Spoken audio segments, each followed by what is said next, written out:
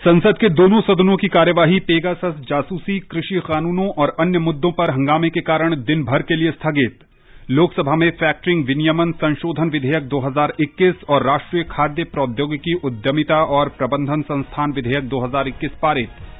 सरकार ने देश में विश्व स्तरीय प्रतिभा का पूल बनाने के लिए राष्ट्रीय एनिमेशन, विजुअल इफेक्ट्स, गेमिंग और उत्कृष्टता केंद्र स्थापित करने का फैसला किया। सरकार ने कहा, रक्षा क्षेत्र के सार्वजनिक उपक्रम और आयुध निर्माणी बोर्ड के निजीकरण का कोई प्रस्ताव नहीं। केंद्र ने खेलो इंडिया योजना के तहत देश भर में कुल 236 प्रशिक्षण संस्थानों को मान्यता दी। देश भर में आज करगिल विजय दिवस की 22वीं वर्षगांठ मनाई गई। राष्ट्रपति रामनाथ कोविंद ने भारतीय सशस्त्र बलों के अदम्य साहस और वीरता को श्रद्धांजलि दी। प्रधानमंत्री नरेंद्र मोदी राष्ट्रीय शिक्षा नीति के तहत परिवर्तनकारी सुधारों के 1 साल पूरे होने के अवसर पर बृहस्पतिवार को राष्ट्र को संबोधित करेंगे। राष्ट्रव्यापी टीकाकरण अभियान के तहत अब तक 43 करोड़ 51 लाख से अधिक टीके लगाए गए। स्वस्थ होने की दर 97.35% हुई। कर्नाटक के राज्यपाल ने मुख्यमंत्री बीएस येदियुरप्पा का इस्तीफा स्वीकार किया। और टोक्यो ओलंपिक में महिला हॉकी में जर्मनी ने भारत को 2-0 से हराया।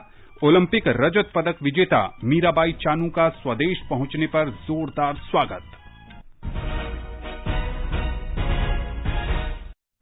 समाचार संध्या में धर्मेंद्र के साथ मैं आनंद श्रीवास्तव। देश भर में 18 वर्ष से अधिक आयु वर्ग के लिए सरकारी केंद्रों में निःशुल्क कोविड टीकाकरण अभियान जारी है। युवाओं से आग्रह है कि टीका जरूर लगवाएं और अन्य लोगों को भी इसके लिए प्रोत्साहित करें।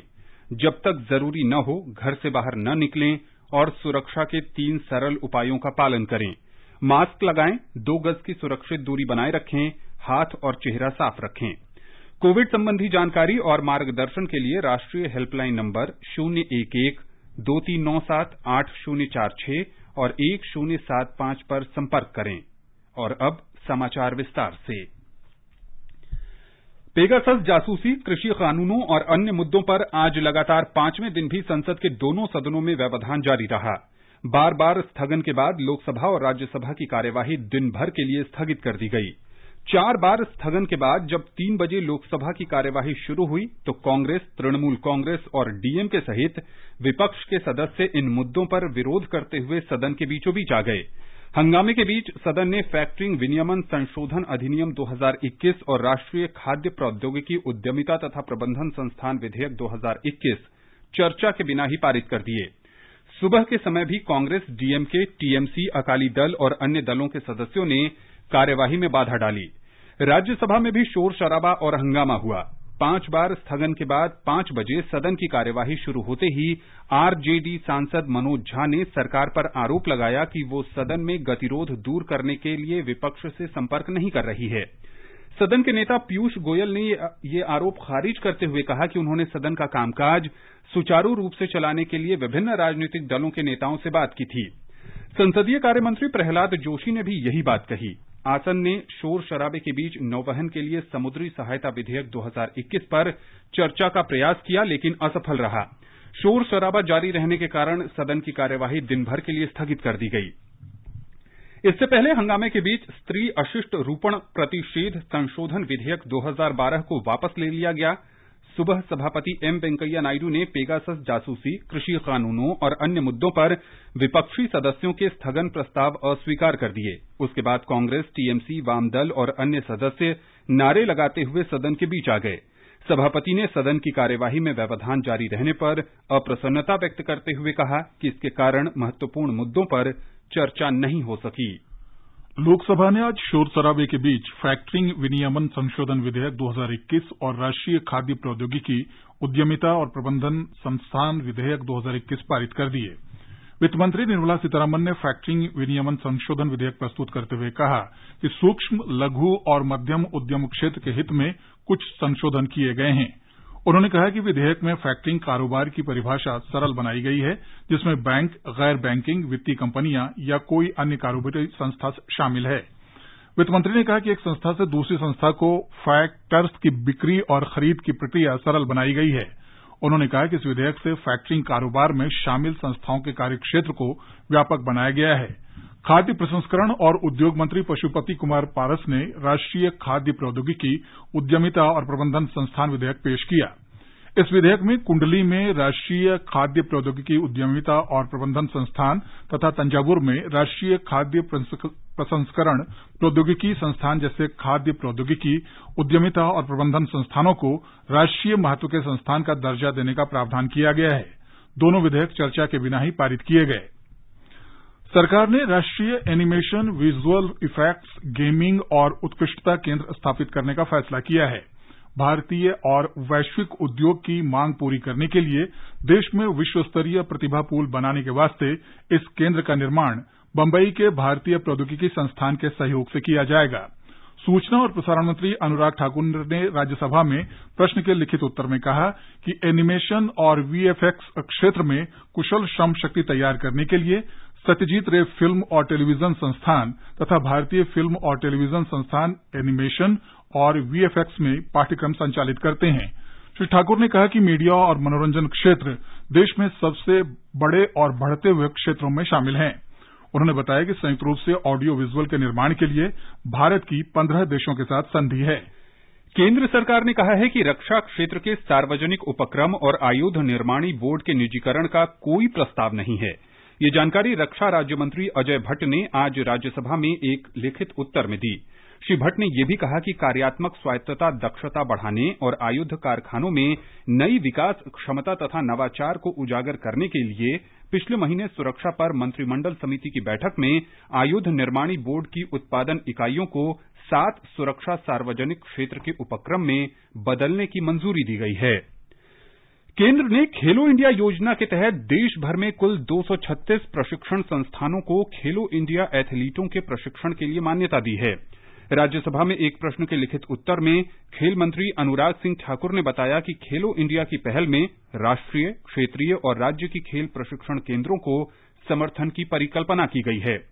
उन्होंने कहा कि इस योजना के तहत 360 खेलो इंडिया सेंटर और 24 खेलो India state centre of excellence को अधिसूचित किया गया है। उन्होंने बताया कि राज्य स्तरीय खेलो इंडिया सेंटर योजना के तहत उनके मंत्रालय ने देश भर में 1000 खेलो इंडिया सेंटर स्थापित करने का निर्णय लिया है। सूचना और प्रसारण मंत्री अनुराग ठाकुर ने आज कहा कि फिलहाल न्यूज ऑन एआईआर ऐप पर प्रसार भारती ने आकाशवाणी के 239 चैनल डिजिटल रूप से उपलब्ध कराए हैं। राज्यसभा में प्रश्न के उत्तर में श्री ठाकुर ने कहा कि इसके अतिरिक्त इस ऐप पर डीडी चैनल और राष्ट्रीय महत्व के विभिन्न लाइव प्रोग्राम भी उपलब्ध कराए जा रहे हैं जो कॉपीराइट से संबंधित नहीं हैं। श्री ठाकुर ने कहा कि ये चैनल वैश्विक स्तर पर इंटरनेट इस्तेमाल करने वालों के लिए newsonair.com वेबसाइट पर भी उपलब्ध हैं। श्री ठाकुर ने बताया कि आकाशवाणी और डीडी नेटवर्क के लिए प्रसार भारती के 170 से अधिक यूट्यूब चैनल हैं। श्री ठाकुर ने कहा कि प्रसार भारती के डिजिटल चैनल अन्य देशों में भी लोकप्रिय हैं। आकाशवाणी, डीडी चैनलों और अन्य डिजिटल वीडियो कार्यक्रमों सहित न्यूज ऑन एआईआर ऐप के इस वर्ष जून तक 11 करोड़ 20 लाख श्रोता और दर्शक थे, जबकि प्रसार भारती नेटवर्क के यूट्यूब चैनल के दर्शक और श्रोताओं की संख्या 29 करोड़ 55 लाख थी। श्री ठाकुर ने राज्यसभा को यह भी बताया कि 2021 में विश्व के 5 देशों में न्यूज ऑन एआईआर ऐप का उपयोग किया जा रहा है, जिनमें अमेरिका शीर्ष पर है।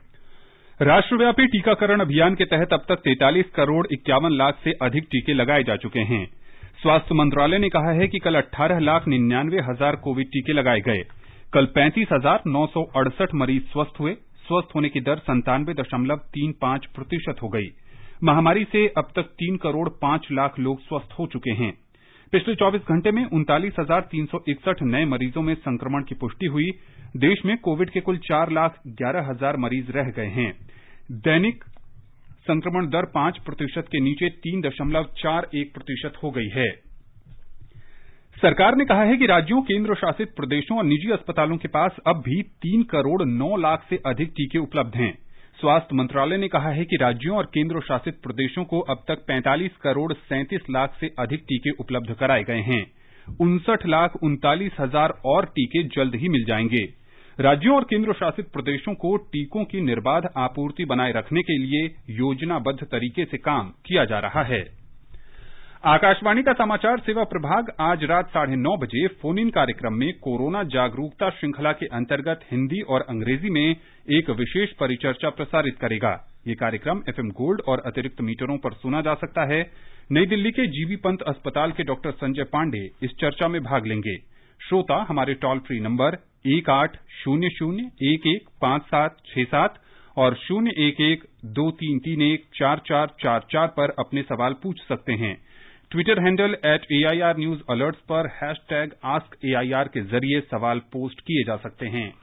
ये समाचार हमारी वेबसाइट newsonair.com/hindi और हमारे mobile app news on AIR पर भी उपलब्ध हैं।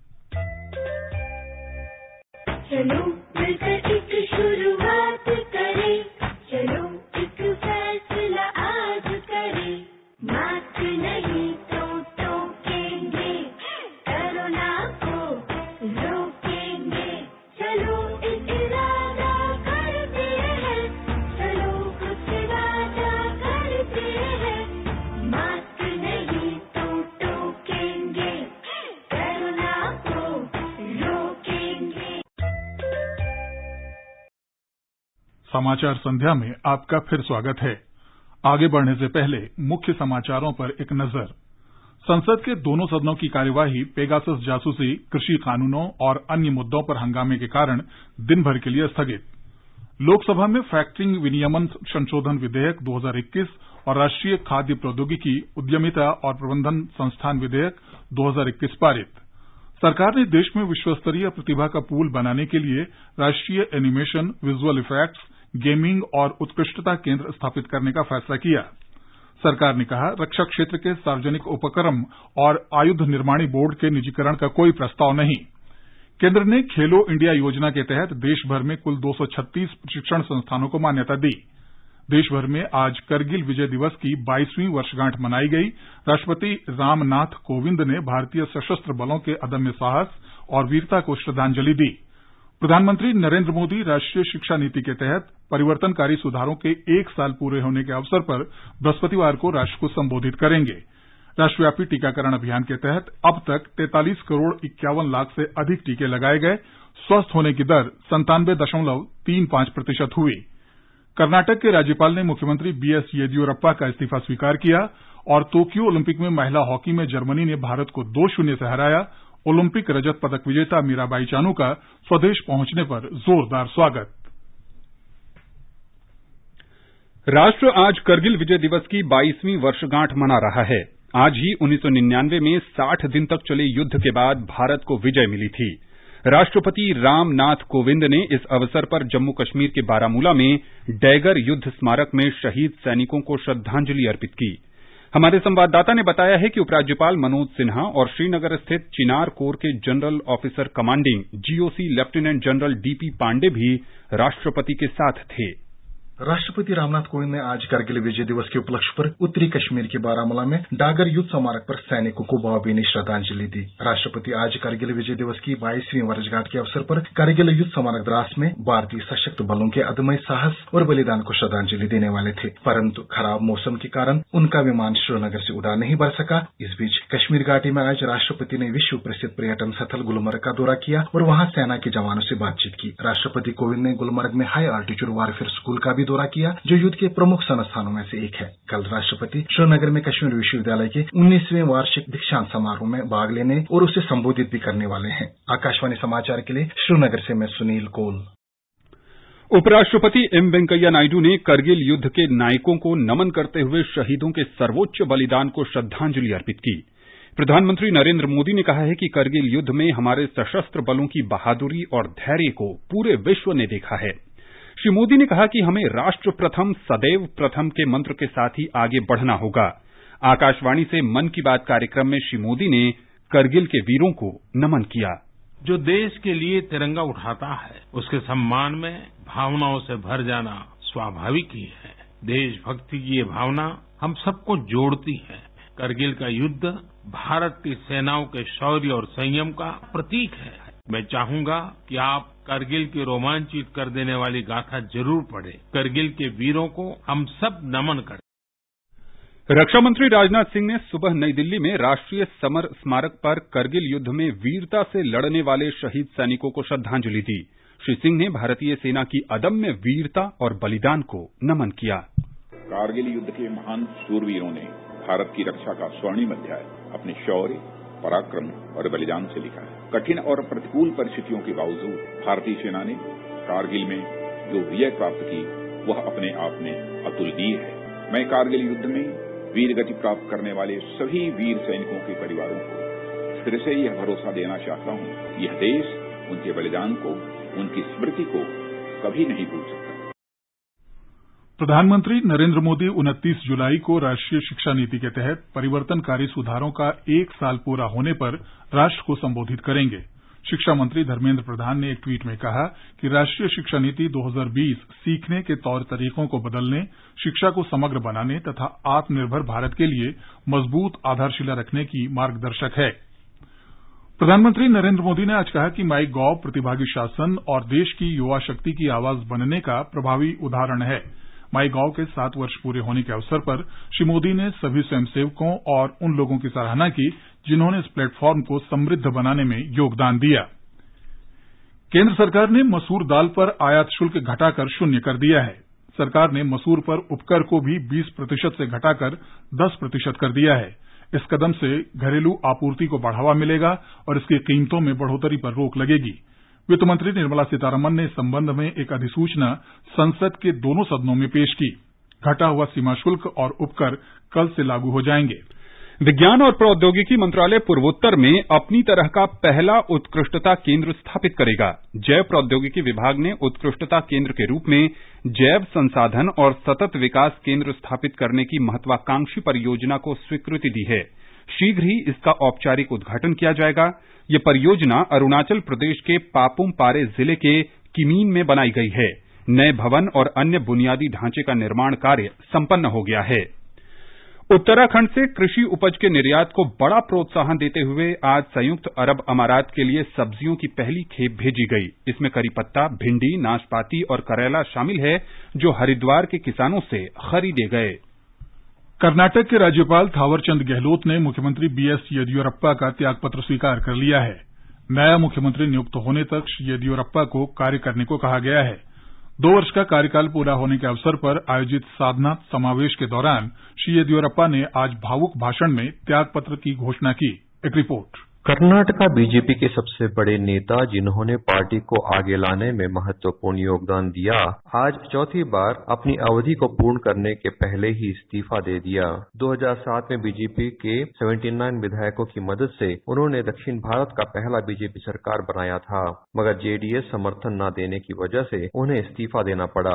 2008 में हुए चुनाव में बीजेपी को 110 सीट प्राप्त हुई। तब निर्दलीय विधायकों की मदद से उन्होंने सरकार बनाया, मगर तब भी माइनिंग चोरी के विचार में उन्हें इस्तीफा देना पड़ा। 2008 में फिर से बीजेपी को 104 स्थान प्राप्त हुए, मगर कांग्रेस जेडीएस के सरकार बनने पर इनको समर्थन न प्राप्त होने पर तीसरी बार उन्हें इस्तीफा देना पड़ा। कांग्रेस और जेडीएस से विधायक बीजेपी आ मिलने की वजह से चौथी बार उनको मुख्यमंत्री बनने का अवसर प्राप्त हुआ। 2 साल बाद उन्होंने आज इस्तीफा दे दिया है। सुधींद्रा, आकाशवाणी समाचार, बेंगलुरु। अब प्रस्तुत है संसद में आज हुई कार्यवाही की समीक्षा। पहले लोकसभा। लेखक हैं पीटीआई भाषा के दीपक रंजन। विपक्षी दलों के सदस्यों के हंगामे के कारण आज लोकसभा की कार्यवाही 3 बार के स्थगन के बाद अपराह्न करीब 3:20 पर दिन भर के लिए स्थगित कर दी गई। सदन की कार्यवाही अपराह्न 3 बजे आरंभ हुई तो विपक्षी दलों के सदस्यों का हंगामा जारी रहा। पीठासीन सभापति रमा देवी ने विपक्षी सदस्यों से अपने स्थान पर जाने और चर्चा में भाग लेने की अपील की। इसके बाद भी हंगामा नहीं थमा। सदन में विपक्षी सदस्यों की नारेबाजी के बीच फैक्टरिंग विनियमन विधेयक 2020 और राष्ट्रीय खाद्य उद्यमिता और प्रबंधन संस्थान विधेयक 2021 पारित किए गए। दोनों विधेयकों को बिना कोई चर्चा के पारित कर दिया गया।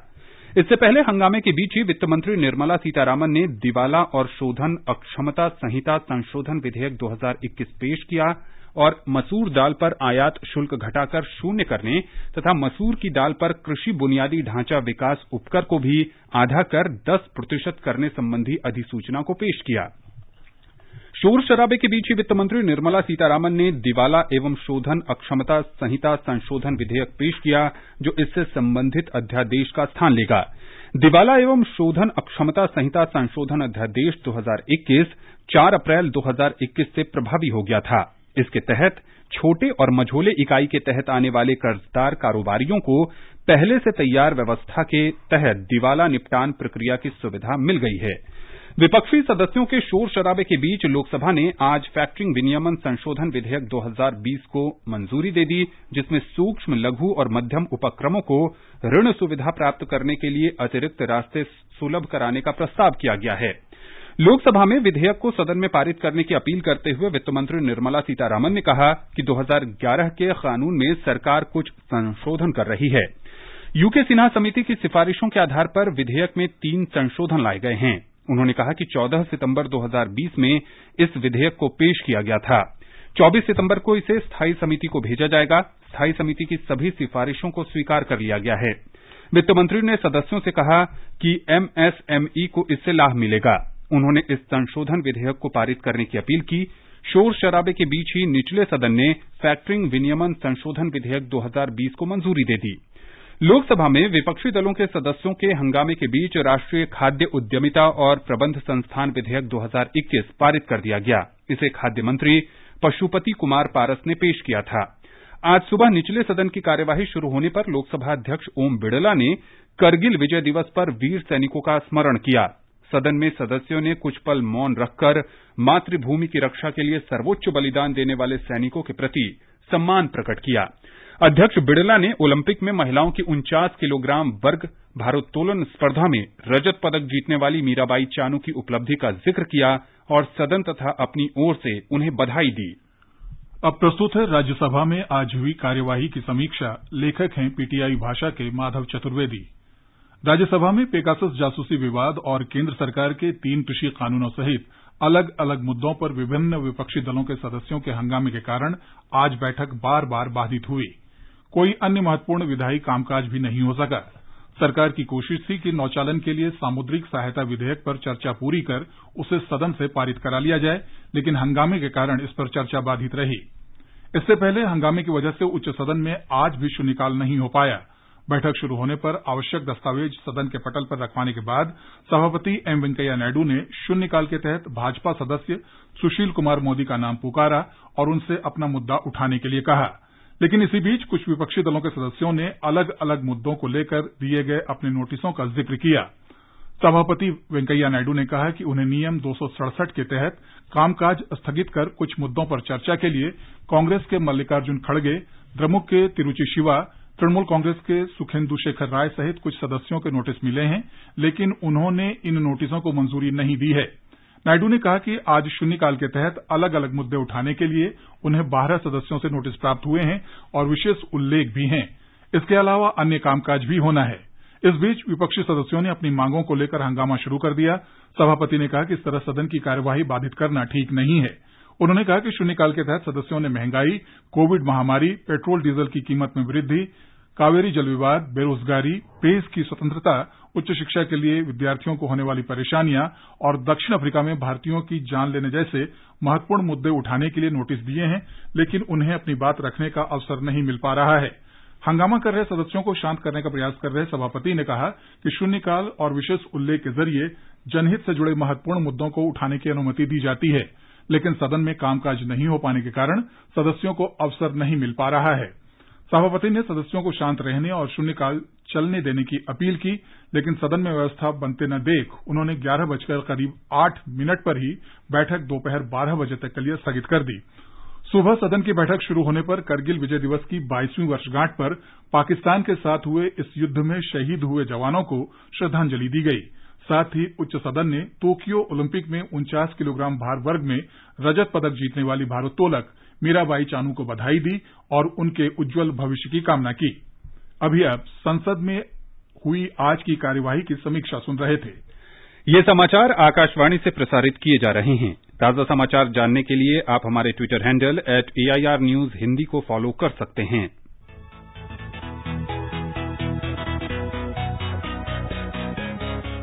दुनिया रंग बिरंगी, खट्टे मीठे रसीले समाचारों का सतरंगी खजाना आकाशवाणी पर। खबरें होंगी हटकर, जानेंगे कुछ अलग, हंसेंगे खुलकर, करेंगे सजग। सुनना न भूलें सोमवार और मंगलवार आज सवेरे तथा शनिवार और रविवार कार्यक्रम परिक्रमा में।